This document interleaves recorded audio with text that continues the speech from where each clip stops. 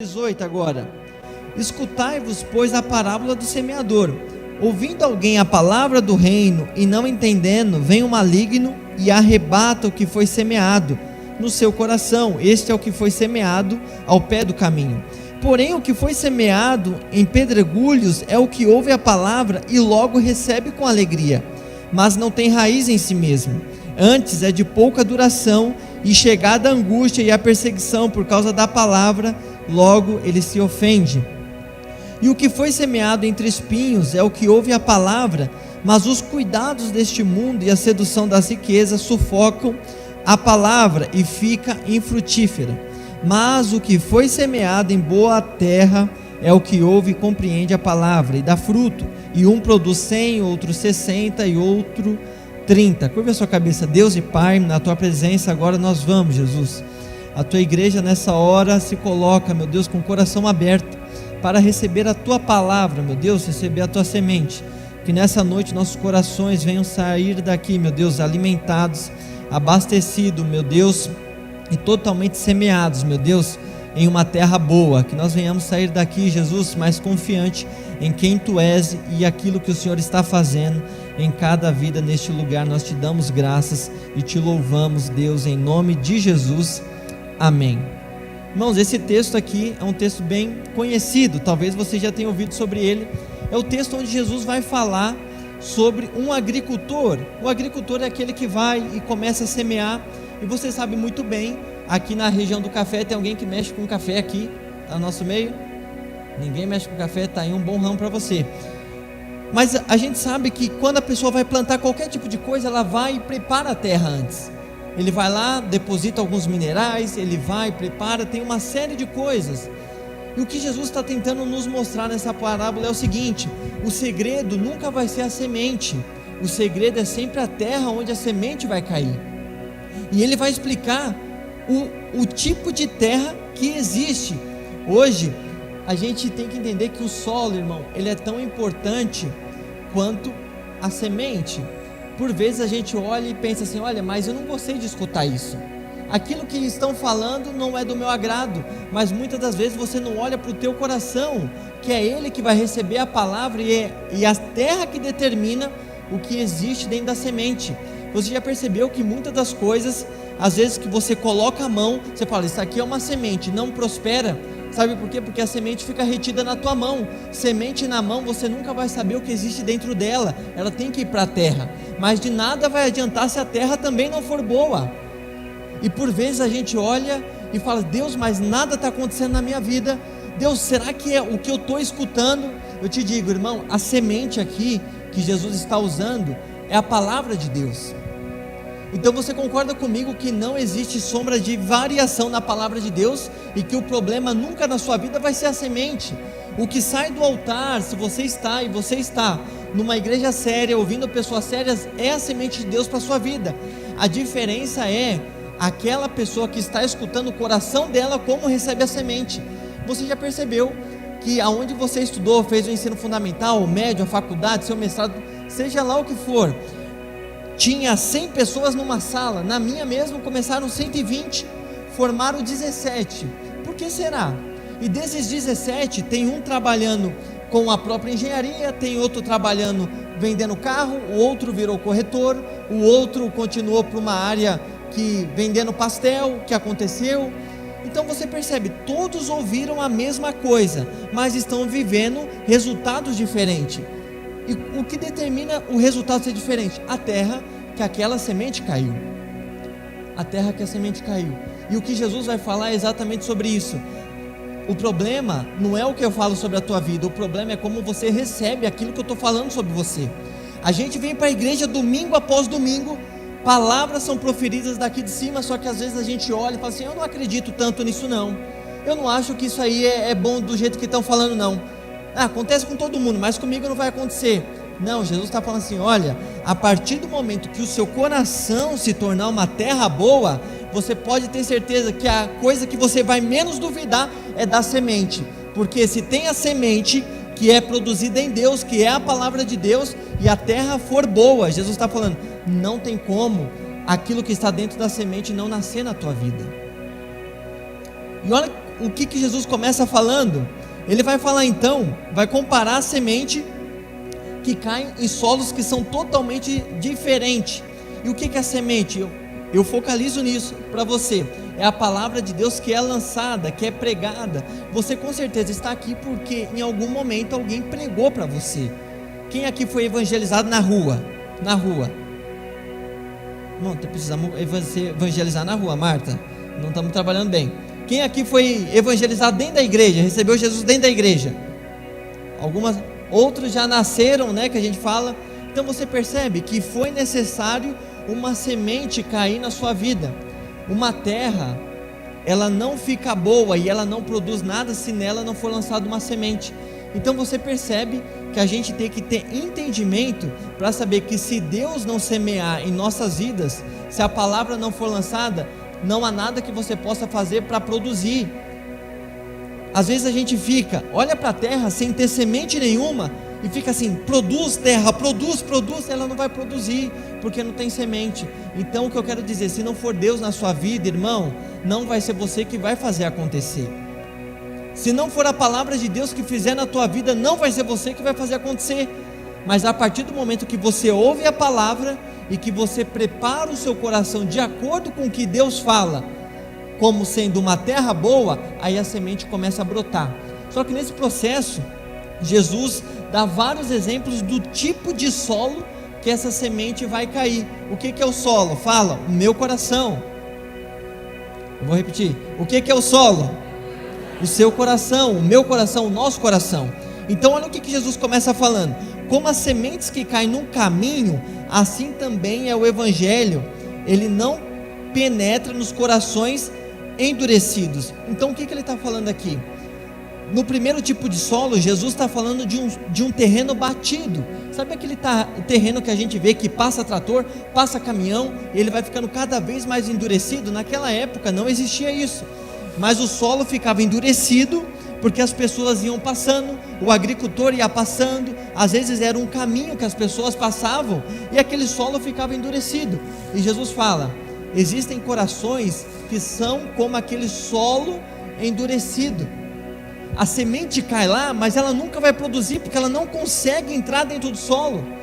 Lucas, e o que endurece o meu coração? O que deixa o meu coração insensível à palavra de Deus que é lançada? O pecado. O pecado endurece o nosso coração a ponto de você ouvir, duvidar de Deus e não achar que o problema é você. Você já viu quantas pessoas dizem, mas eu não gosto do fulano pregando, eu não gosto do outro dirigindo dessa forma, eu acho que se eu fizesse seria diferente. Sabe por quê?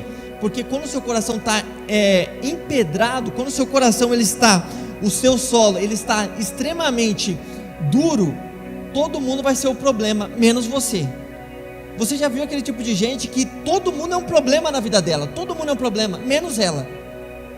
Não, o fulano não fala, aquele jeito que ele fala, eu nem gosto. O jeito que o Lucas prega, não, o jeito que o pastor Ayrton é escandaloso. O do Lucas é muito quieto, o do outro é assim. Não, a líder dos voluntários.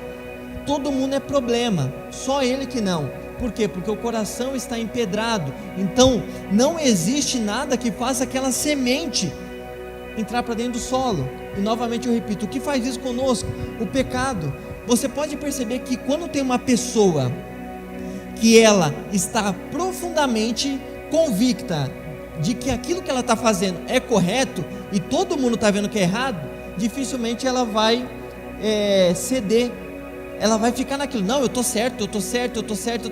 Não, mas você está indo totalmente contrário à Bíblia, isso é pecado. Não, mas eu estou certo. É o tipo de pessoa que tem o solo endurecido. Ela não vai escutar.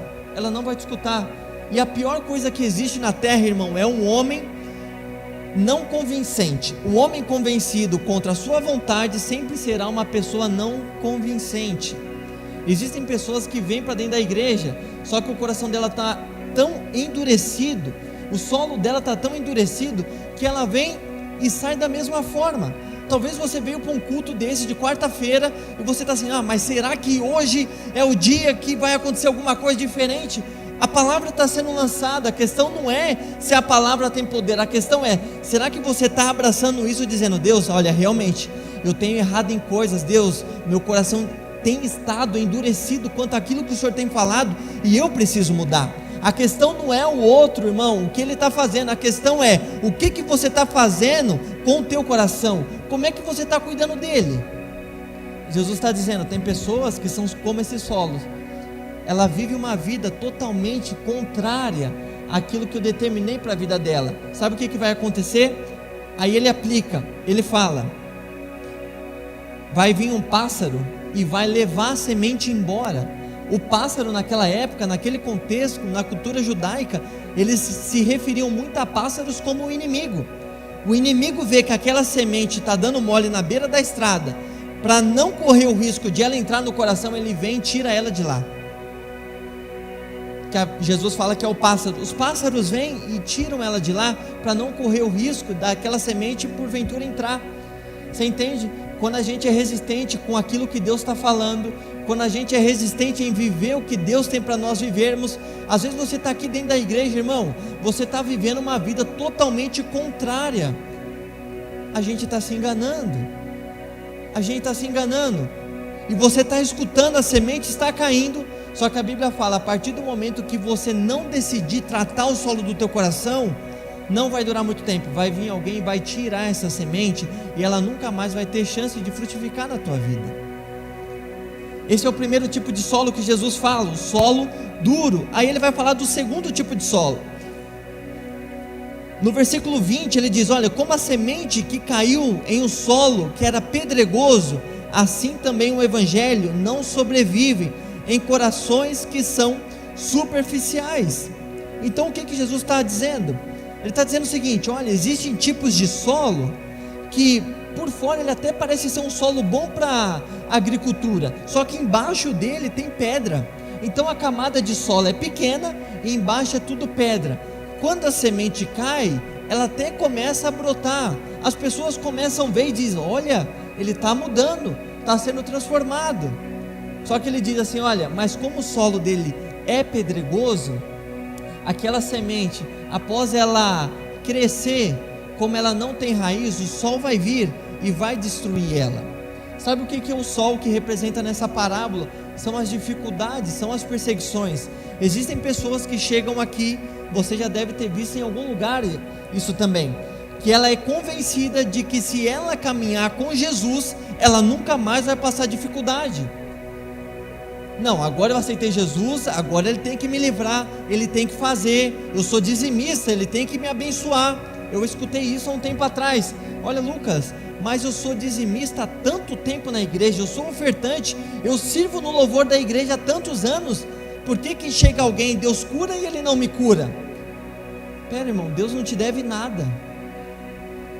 Pelo motivo de você estar aqui, você já deveria estar levantando a sua mão e falando assim, olha Deus, obrigado, porque eu não merecia nada, o Senhor me deu tudo. Ainda que Deus não fizer nada, irmão, pela nossa vida aqui na terra, Ele já é digno de receber adoração por toda a nossa vida, só porque Ele fez com a sua eternidade. Ele te salvou na eternidade. E a gente olha e pensa, mas Deus não está fazendo. E eu nunca vi ninguém, onde a pessoa se rendeu verdadeiramente a Cristo e Deus não fez nada na vida dela. Não tem como isso. Ele vai fazer.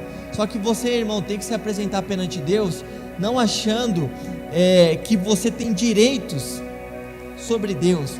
Sabe o que as pessoas fazem hoje? E é uma triste realidade. Coisas acontecem e ela desconfia até de Deus, menos dela.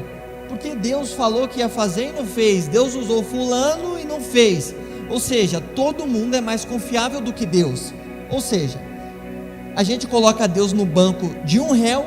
Se ele tiver uma boa justificativa, talvez a gente absolva ele. Olha o tamanho da nossa pequenez. Essa é uma palavra. Eu ia falar estupidez, mas ia ficar muito forte. Então, o que Jesus está falando? Tem semente que cai na terra, e a terra, ela até parece começar a produzir, mas quando vem a dificuldade, essa pessoa abandona. Eu não sei qual o evangelho que você aceitou na sua vida. Talvez você tenha escutado um evangelho, e é o que eu costumo dizer, a gente tem que tomar muito cuidado quanto à forma que a gente evangeliza.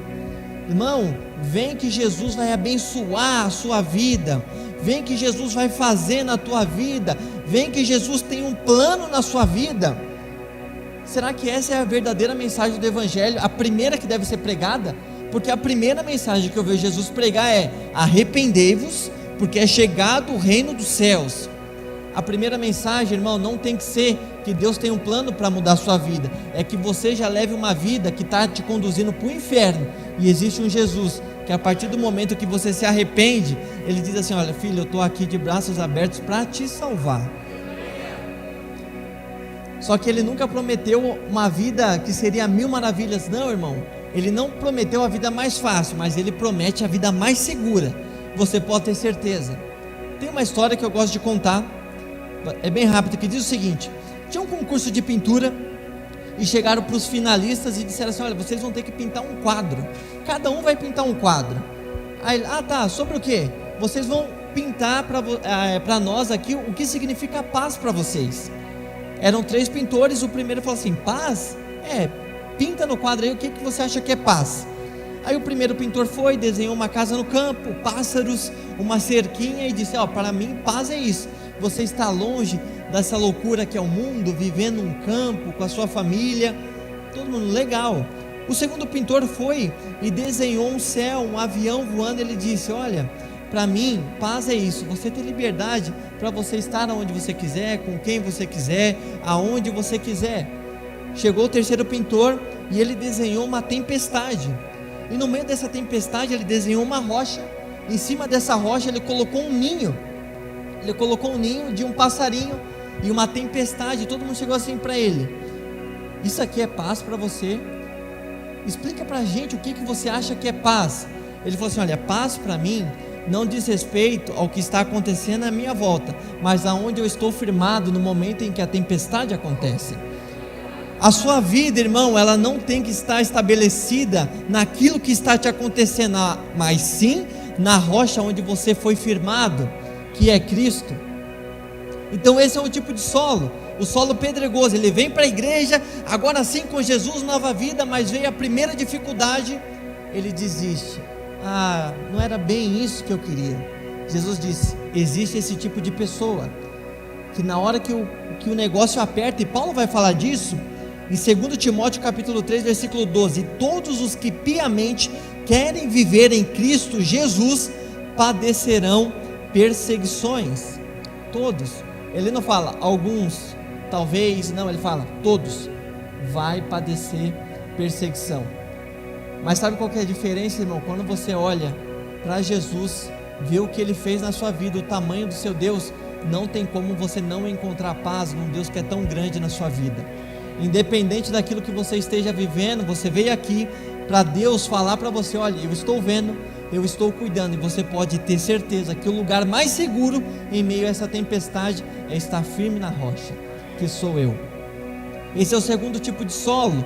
O terceiro tipo de solo que Jesus vai falar é como a semente, no versículo 22, como a semente que cai entre espinhos, assim também o Evangelho é infrutífero nos corações superficiais que se fixam nas coisas mundanas.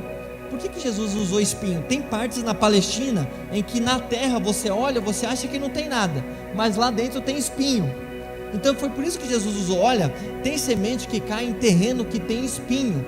No Evangelho de Lucas, que ele vai citar essa mesma parábola, ele vai dizer que o espinho cresce junto com a semente. Então você percebe, a semente foi jogada, a palavra de Deus, e Jesus está dizendo, mas o espinho começa a crescer junto com ela e começa a sufocá-la. E ele vai explicar o que é o espinho. O espinho é as paixões mundanas, é o que Jesus vai dizer. Lucas, o que é a paixão mundana? É o desejo, irmão, exagerado por riqueza. Hoje você pega a sua rede social, eu tenho certeza que vai aparecer um monte de anúncios para você dizendo de como ficar rico nisso, como ser bem sucedido naquilo. Sabe o que o ser humano tem buscado, irmão? Ele quer ficar bem na terra, no céu depois eu resolvo.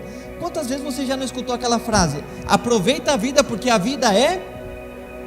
Está vendo como isso está presente no nosso meio? Só que com certeza você nunca escutou, mas se prepara para a eternidade, porque a eternidade é longa. A eternidade é longa. Então o que Jesus está dizendo quando ele fala de espinho, ele fala: existem pessoas que recebem a palavra, elas até acreditam, elas começam a florescer, só que de repente o espinho cresce junto. Ela quer Cristo, mas ela quer mais ser bem sucedida na vida.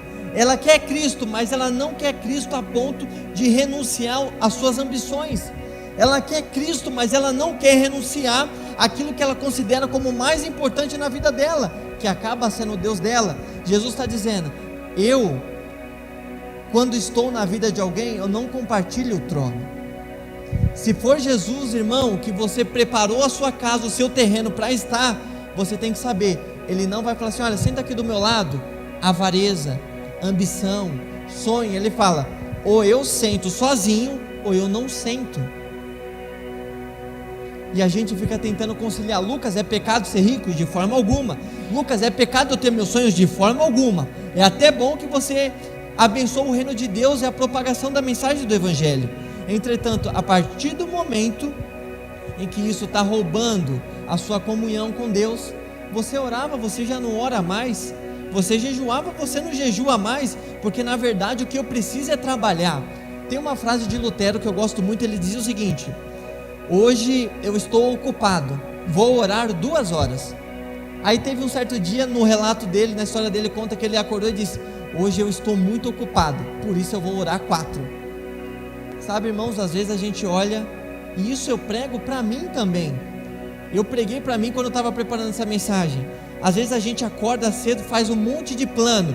Eu tenho que ir em tal lugar, eu tenho que fazer tal coisa, eu tenho que buscar tal alimento, eu tenho que fazer tanta coisa. Não, isso aqui eu tenho que fazer, esse negócio. Você não está vendo, mas está nascendo um espinho junto com o Evangelho da mensagem de Deus aí dentro de você. Isso vai começar a te sufocar. Daqui a pouco, sabe o que acontece? A pessoa fala: Lucas, não estou indo na igreja porque agora Deus me abençoou e eu estou trabalhando. Então a bênção de Deus te tirou da presença dele. Foi isso. Você percebe que quando a gente começa a olhar essas coisas, não faz muito sentido. Deus me entregou uma bênção que está me afastando dele. Ah, Lucas, mas existem pessoas que trabalham. Concordo, existem casos e casos, mas você não pode achar, irmão, que é natural você viver uma vida só para o seu prazer. Não, levanto cedo porque eu quero realizar o meu sonho. Você já confirmou se o que você está sonhando é o que Deus sonhou para a sua vida? Porque a gente acorda querendo às vezes conquistar o mundo. Agora esse meu sonho vai dar certo. Mas será que foi isso que Deus sonhou para você? Será que você está trabalhando naquilo que Deus projetou para a sua vida? E Jesus está dizendo: pessoas que me esquecem pela ambição, pessoas que me trocam pela riqueza, pessoas que preferem viver uma vida de prazer, ela acaba se esquecendo de mim. E é como aquele solo que tinha tudo para dar certo, mas tinha espinho, e o Evangelho começou a crescer sufocado, e ela vai parando. Aí é o tipo de gente que você encontra na rua e diz: irmão, como é que tá? Ele vai olhar para você e vai falar assim: ah, tá mais ou menos, irmão, tá mais ou menos. Não, mas também irmão, uns problemas aí. Aí daqui a pouco ele não vem mais, porque ele está sendo sufocado por tudo aquilo que é mundano. Não troque Jesus pelo seu maior sonho, enquanto você não tiver a garantia que foi Ele que colocou esse sonho na tua vida. Não troque Jesus, aquilo que Ele tem feito na sua vida, o Evangelho que tem sido manifesto na sua vida, por aquilo que você acredita ser o melhor para você. A Bíblia vai falar no livro de Jeremias: porque os meus pensamentos, eles são mais altos do que os seus pensamentos. Os meus sonhos são mais altos do que os seus sonhos. Irmão, a coisa mais maravilhosa que eu vejo que existe é você conseguir olhar para a sua vida e dizer: não existe 1 centímetro quadrado dentro do solo da minha vida aonde não esteja escrito Cristo. Sabe, às vezes a gente prefere uma falsa segurança, porque o dia que eu passar no concurso, está resolvido. Porque o dia que eu conseguir aquele emprego, está resolvido, Fábio. O dia que eu virar diretor daquela empresa, está resolvido. Ou seja, a solução dos seus problemas está naquilo que você alcança, não naquilo que Cristo faz.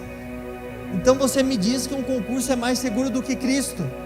Não, irmão, porque o mundo você sabe como é, né?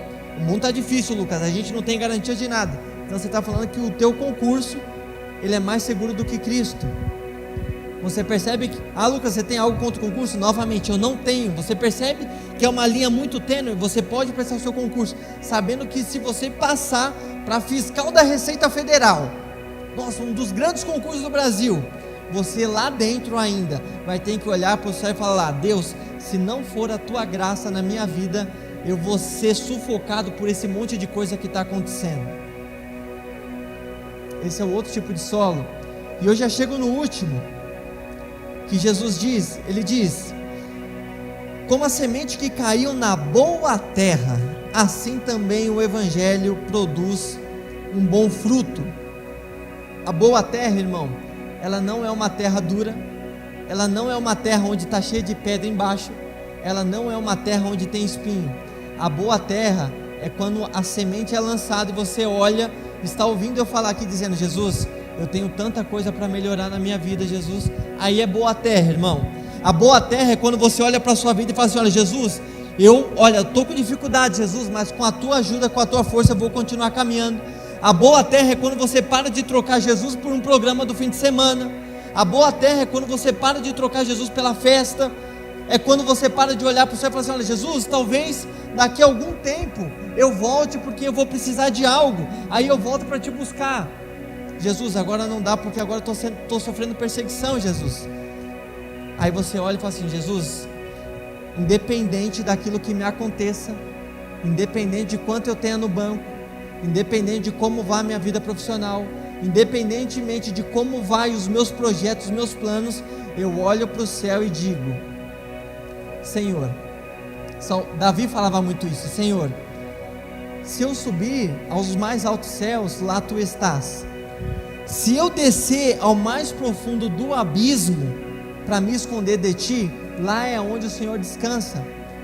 Quando o seu coração está aflito, quando o seu coração está pedregoso, você quer se esconder de Deus. O lugar onde você está se escondendo de Deus, ele fala: é onde eu descanso. Claro que isso é uma metáfora. O lugar onde você busca se esconder de Deus, fala assim: olha, Deus não pode me ver dessa forma. Ele fala: é nesse lugar aonde eu sou mais presente. Não existe um lugar onde seu coração possa estar que Jesus não possa chegar. A boa terra é quando você reconhece isso e fala: Jesus, meu coração está no fundo do poço, mas ainda assim eu acredito que ele pode se tornar uma boa terra quando o Senhor fizer algo na minha vida. E isso depende de quem? Depende de você. Eu queria que nessa noite, irmão, nós saíssemos daqui com a convicção plena de quem Jesus verdadeiramente é. Quem que nós temos servido tantos e tantos dias vindo na igreja. Talvez você chegue aqui, um dia o seu coração está como um solo pedregoso. Você acredita, mas aí vem a dificuldade e você fala: depois eu vejo isso. Ou se não, você é aquele solo endurecido, está vivendo uma vida totalmente contrária aos princípios de Deus e está achando que a vida vai mudar. Ou talvez você é o tipo de pessoa que chega aqui e fala: Jesus, está dando tudo certo, eu tenho esse projetinho, hoje é quarta-feira, amanhã, se Deus quiser eu fecho esse negócio e a minha vida vai estar resolvida. Jesus te trouxe aqui para te dizer: filho, eu sou muito maior do que qualquer coisa que você tenha, eu sou muito maior do que qualquer coisa que você seja. Filipenses capítulo 2, para mim é um dos versos mais lindos da Bíblia. Ele vai dizer: porque ele, sendo Deus, Jesus não usurpou ser igual a Deus, antes ele se humilhou, tomou a forma de servo, fazendo-se semelhante aos homens.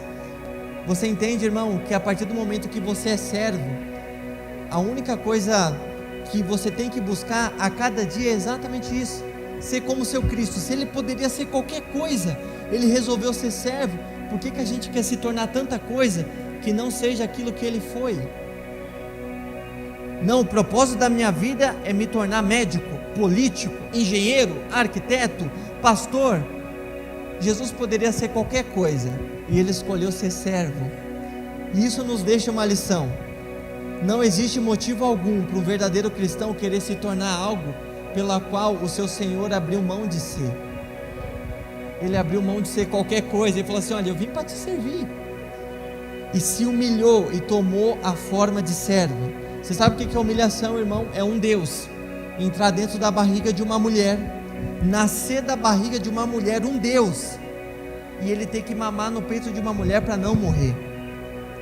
Sabe o que é humilhação, irmão? Um menino que era Deus se esvaziar da glória dele, e uma mulher olhar, nascida no pecado, que foi Maria, olhar para ele e falar assim: olha, Jesus, você está errado. Você já pensou nisso? Maria corrigindo Jesus. Jesus, isso que você está fazendo não pode. Ô, Jesus, não, come direito, Jesus. Ele era Deus, irmão. Eu acho que às vezes a gente se esquece disso. Ele se humilhou. O que você tem buscado a sua vida inteira, o seu Deus poderia ser, e Ele resolveu vir à terra para te servir. Que o nosso coração nessa noite esteja, irmão, como uma terra boa, aonde as coisas que acontecem no mundo não tomam mais o seu coração. As coisas que acontecem no mundo não tem mais poder de tirar paz, porque a sua paz está na rocha. Jesus fala em Mateus capítulo 7, a partir do versículo 22: aquele que edifica a sua casa sobre mim, que sou verdadeiramente a rocha, é o lugar mais firme aonde você pode colocar a sua vida. Você tem que entender, irmão, que o seu coração, ele é como um imã, ele começa a atrair. Imã atrai tudo que tem ferro. Se o seu coração for duro, ele vai atrair tudo aquilo, irmão, que é proporcional ao solo.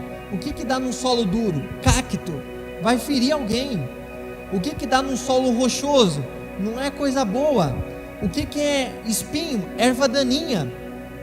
Você vai atrair isso. Agora, se o seu coração for uma terra boa, irmão, a Bíblia vai falar em Salmos: bondade e misericórdia te seguirão todos os dias da sua vida. E eu encerro com isso. As pessoas, como eu disse no início, correspondem de modos diferentes à palavra de Deus.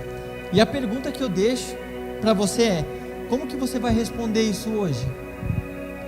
Qual a resposta que você vai dar à semente que foi lançada? Como vai a sua vida? Como vai a nossa vida? Sabe, eu acho que é uma noite como essa que Deus prepara para nos trazer a um lugar onde você olha e fala assim: olha, Jesus, realmente eu tenho me preocupado demais com tudo aquilo que é terreno. Jesus, tem coisas que tem me tirado a paz. Jesus, tem coisas que tem me roubado da sua presença, e eu quero orar com você. Você pode fechar os seus olhos. O Espírito Santo vai falar no seu coração agora que tipo de solo você verdadeiramente é. Seja honesto com você. Seja honesto com você. Você é o solo endurecido, aonde o inimigo vem e tira a palavra da sua vida. Você é aquele solo que tem pedra, onde até parece que agora vai, mas aí a perseguição, os problemas do dia a dia te roubam da presença de Deus. Ou você é aquele solo que cresce, aquela semente que cresce no meio do espinho, onde o mundo te atrai mais do que Cristo. O que o mundo diz que vai lhe dar te atrai mais do que aquilo que Deus já te deu em Cristo Jesus. Como está a sua vida? Como está a minha vida? Como está o solo do teu coração? Será que a palavra que foi lançada hoje, você olha e fala assim: olha, Jesus, está caindo em terra boa? Vamos orar. Deus, mais uma vez na tua presença nós nos colocamos. A tua palavra foi lançada, meu Deus, como uma semente nessa noite. Nós te damos graças e te louvamos, Jesus, que o nosso coração venha estar confiante em ti, Jesus. Eu oro por cada coração dos teus filhos que estão neste lugar, Jesus, que nessa hora a tua semente, meu Deus, a tua palavra, ela não venha cair em uma terra endurecida, meu Deus, pelo tempo. O tempo às vezes endureceu o nosso coração, as circunstâncias, a gente não acredita mais, a gente até está na tua casa, mas a gente não acredita de verdade. Que o nosso coração não venha estar, meu Deus, empedrado, aonde nós venhamos ter uma dose de ânimo e logo em seguida, meu Deus, nós venhamos cair em desânimo novamente. Que o mundo não venha roubar a nossa paz. Jesus, nós oramos para que a nossa vida não venha estar, meu Deus, amparada naquilo que o mundo pode nos fornecer. Que a nossa vida cristã, Jesus, não venha estar baseada naquilo que estão falando sobre as nossas vidas, mas naquilo que o Senhor tem dito dia a dia sobre nós. Vocês são a minha igreja, você é o meu filho. A sua mãe pode ter te esquecido, eu todavia eu não me esquecerei de você. Que nós venhamos acordar, meu Deus, com confiança, com convicção, Jesus, que se nós acordamos é porque um Pai no céu nos permitiu acordar. E se o Senhor nos permitiu acordar, meu Deus, está neste lugar, é porque o Senhor tem uma colheita, meu Deus, a ser feita através do solo das nossas vidas. Que nós venhamos a cada dia estar, meu Deus, confiantes em Ti, confiantes, meu Deus, no teu amor, na tua graça e na esperança que o Senhor tem nos entregue, que todas essas coisas vão passar, meu Deus. O mundo, meu Deus, e tudo que existe nele vai passar, mas as tuas palavras, elas não vão passar sobre as nossas vidas. Nós te damos graças em nome do teu Filho Jesus, meu Deus, nós te louvamos. Você acredita nisso? Dá uma salva de palmas a Deus e começa a cantar. Aleluia. Te damos graças.